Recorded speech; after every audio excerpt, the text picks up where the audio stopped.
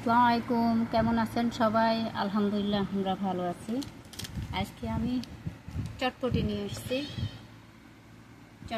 এসেছি। এখন আমি রান্না করা হয়েছে এটা, এখন শুধু চটপটির মশলাটা আমি দিচ্ছি। ঠিক আছে, রান্নার পরে মশলাটা যদি দিই সেন্টটা ভালোই আসে, সেজন্য আমি এটা এখন দিলাম। তো এই যে আমি এরপরে দিব, এই যে দেখেন, এই যে আমি সব রকমের সালাদ নিচ্ছি এখানে।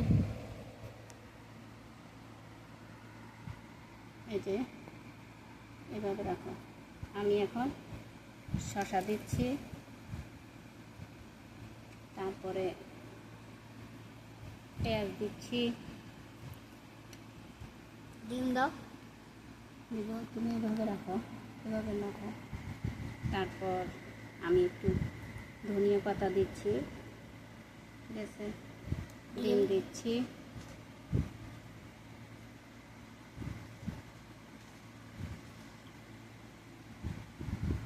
এখন সব উপকরণ আমি এখানে দিচ্ছি।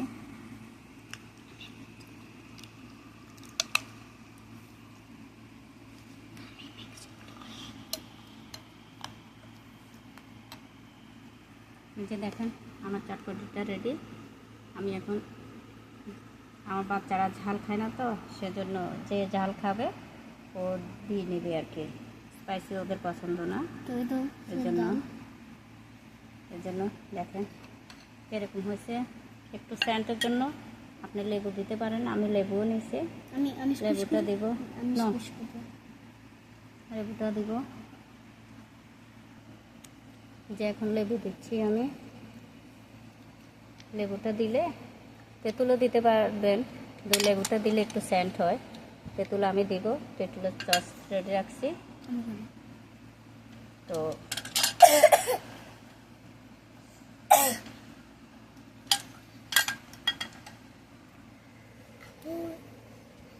সবগুলো মিক্স করা হয়েছে।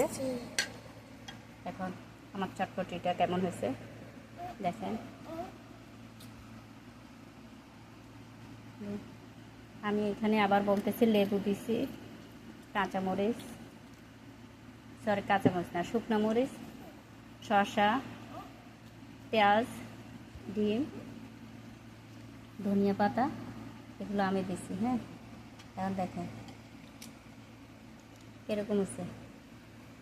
টক ঝাল বাড়িয়ে কমিয়ে দিতে পারেন, যার যেভাবে পছন্দ আর কি। তো ঠিক আছে, ভালো থাকেন, আল্লাহ হাফেজ।